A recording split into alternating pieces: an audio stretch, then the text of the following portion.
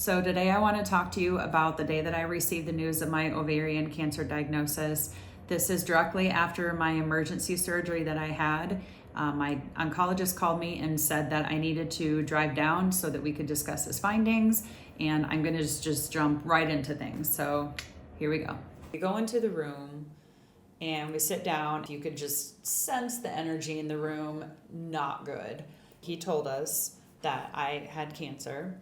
We talked about the treatment options and the form of chemotherapy that he thought was going to best fit my needs. Said that in order to increase my chance of survival, a total hysterectomy was going to be my best bet. So I did have the choice to wait, but because the cancer was so aggressive, he suggested that I didn't. He said, if you guys really want to keep the option of having kids, then it's best to look into freezing your eggs sooner than later. So I looked at my boyfriend and I'm like, what do we do?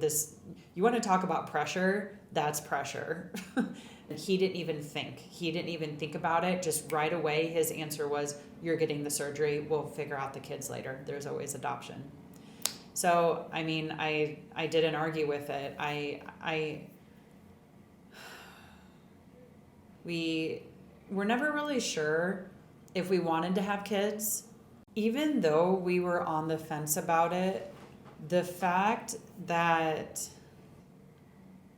just having that option ripped away from you within 5 minutes and not even being able to have time to process it,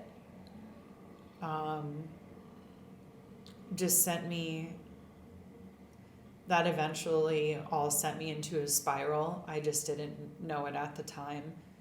So anyway, we agreed to the second surgery. Like, looking back on it, I wonder if, I don't know, I just feel like, I don't know if it was a selfish thing to do. What if we tried to have a kid, I got pregnant right away, and then the cancer ended up not progressing and everything just turned out A-okay. Well, that wasn't the case. We ended up deciding in that moment that a hysterectomy was the best way to go. The Uber ride home with my mom and my boyfriend, it took us an hour to get home, and I have never taken such an uncomfortable car ride in my entire life. It felt like it took hours and hours to get home. None of us said a word. And I think we were just all processing things. And what do you even say to that? Like, how is a mom?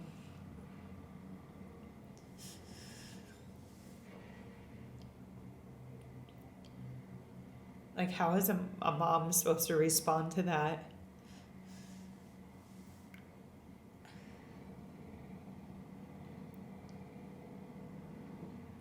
She didn't have grandchildren, and our daughter just got,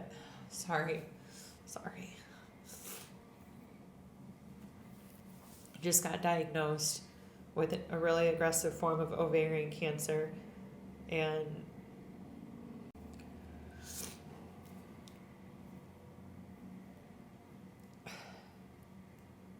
we get home.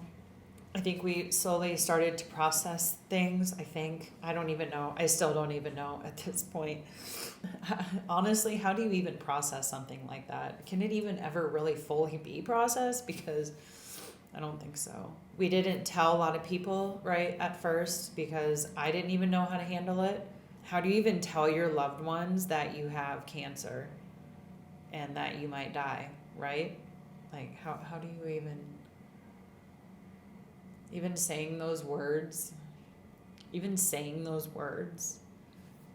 oh my gosh, it's just so awful. It's so awful. And so I called my sister, and I felt, to this day, I feel so bad because she was working and she was busy, and I called and I told her, and